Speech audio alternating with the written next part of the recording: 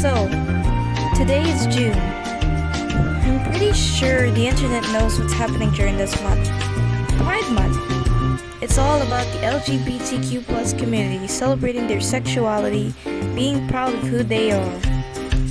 However, despite the expansion of sexual preference being normalized, is it actually okay to be gay?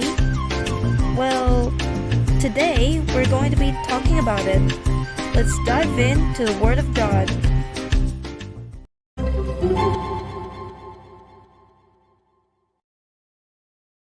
In Genesis 19, there's a city named Sodom where a man named Lot lived with his family. Two angels came to Sodom one night, then later, the men of Sodom came for the two angels, wanting to have sex with them. Lot did not agree to this, which made the men of Sodom furious. Soon after, the two angels told Lot to flee Sodom with his family, because they were going to destroy the city. Once Lot and his family reached Zor, a small town, Sodom and Gomorrah was destroyed, alongside the people and crops in it. What I want you to focus on here is the destruction of Sodom. It's clear that the men of Sodom wanted to have gay sex with the two angels, right? And it has been clearly said that the people of Sodom and Gomorrah died alongside the city. In Romans chapter 6, verse 23, it is said that the wages of sin is death. So it is implied here that having sex with the same gender as you is a sin. In Romans chapter 1, verses 26 to 27, it is no longer implied that same-gender sex is a sin. It is explicitly said that it is against nature. Sexual attraction is also counted as lust, and it is a sin. Jesus stated in Matthew chapter 5, verse 28, that whoever looks at a man or woman with lustful intentions has already committed adultery. So technically, being gay or lesbian is a sin if you're having sexual attraction. However, if you're only experiencing romantic attraction to a person, it can still be taken care of by focusing on God. If you're bisexual or pansexual, the same can be applied to you guys. However, gender identity is something else.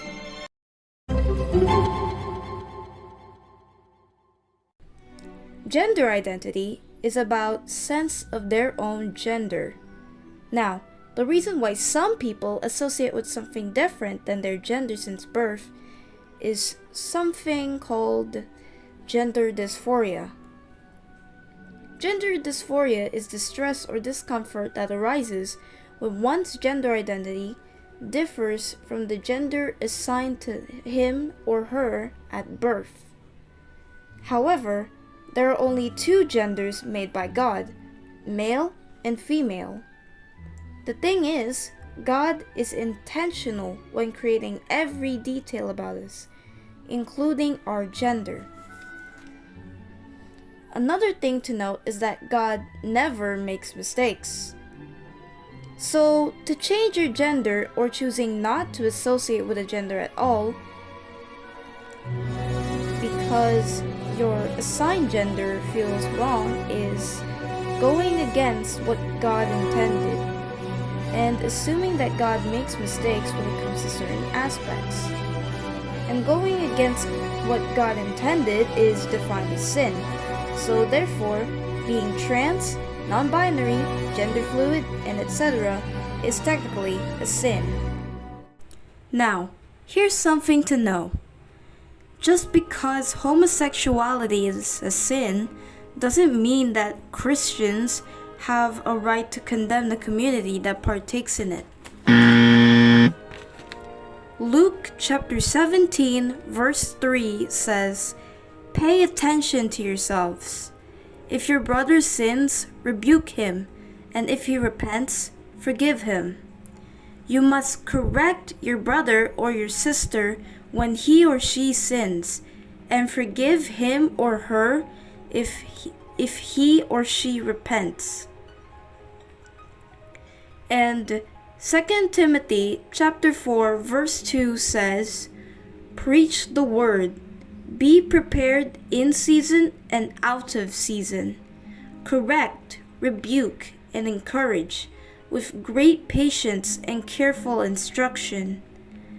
We also need to correct patiently and carefully, and also encourage them with the Word of God. As Christians, we are called to be a light to this world, not to spread darkness. So, instead of condemning the LGBTQ plus community for indulging in sin, let's correct them and lead them to the truth with love, kindness, and patience instead.